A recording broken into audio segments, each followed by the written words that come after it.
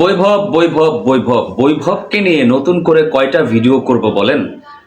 আপনারা বলতে পারেন যে ইন্ডিয়ার তিনটা খেলা চলে গেল, তিনটা খেলার কোনোটা নিয়ে ভিডিও করলেন না। ভাই দেখেন, যখন ইন্ডিয়ার মতো একটা টিম জিম্বাবুয়ের মতো টিমের এগেনস্টে খেলে, তখন ভিডিও করার মতো বা সমালোচনা করার মতো, আলোচনা করার মতো তেমন কিছু খুঁজে পাওয়া যায় না। কারণ একদিকে খেলছে বিশ্ব চ্যাম্পিয়নরা, আর অন্যদিকে জিম্বাবুয়েকে ছোট করে দেখছি না, তবে ভারতের শক্তিমত্তার তুলনায় জিম্বাবুয়ে খুবই খর্বশক্তির একটা দল। বাট অভিজ্ঞতার দিক থেকে জিম্বাবুয়ের এই দলটা খুবই শক্তিশালী ছিল বলতে হবে।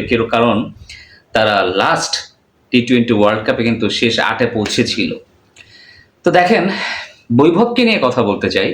আপনারা যদি আমার এই চ্যানেলটাকে ফলো করে থাকেন বা আমার চ্যানেলে যদি নতুন হয়ে থাকেন, দর্শক একটা রিকোয়েস্ট করে রাখছি যে অবশ্যই চ্যানেলটাকে সাবস্ক্রাইব করবেন। এটা আপনাদের কাছে একটা হাম্বল রিকোয়েস্ট থাকবে।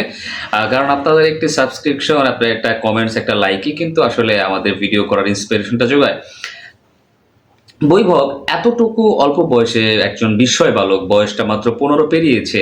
সেই বৈভব, যেই বৈভব আইপিএলে বাঘা বাঘা বোলারদেরকে একদম তুলে আছড়ে পিষ্টে যেভাবে মারার দরকার ছিল মেরেছে।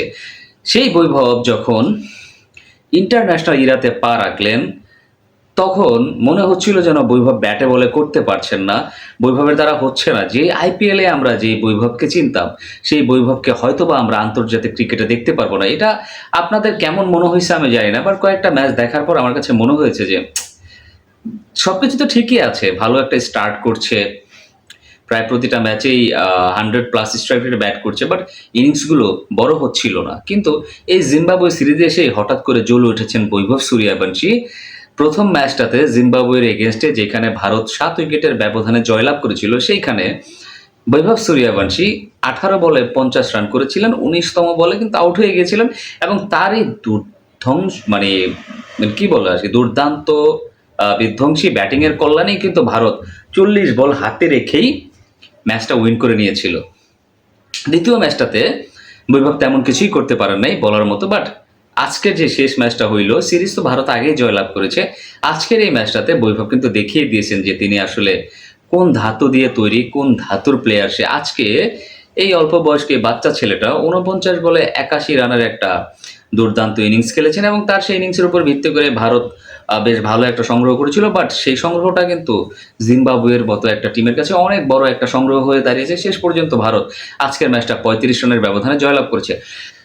তো দেখেন, বৈভবের কাজ কি? বৈভবের কাজ হচ্ছে রেকর্ড তৈরি করা আর রেকর্ড ভাঙা। বৈভব এরকম একজন প্লেয়ার হয়েছে, যেই মুহূর্তটাতে এই যে 15 বছরে যখন ইন্টারন্যাশনাল ক্রিকেট খেলতে আসলেন, তখনই কিন্তু একটা রেকর্ড হয়ে গেছে। কারণ এর চাইতে অল্প বয়সে আর কোনো ক্রিকেটার খেলতে আসেন নাই। তারপরে সচিন আসছিল, তাও মোটামুটি 1 বছরের উপরে। সচিন 16 বছর কতদিনে হয়তো বা হইছে। কিন্তু বৈভবের মতো এত কম বয়সে ইন্টারন্যাশনাল ক্রিকেটে কারোই ডেবু হয় না। সেটা সকল ফরম্যাট মিলিয়ে, টেস্ট বলেন, ওয়ানডে বলেন, টি-20 বলেন, সকল ফরম্যাট মিলিয়ে বৈভব কিন্তু একটা রেকর্ডের জন্ম দিয়েছেন, যেদিন তিনি আন্তর্জাতিক ক্রিকেটে তার অভিষেকটা হয়েছে।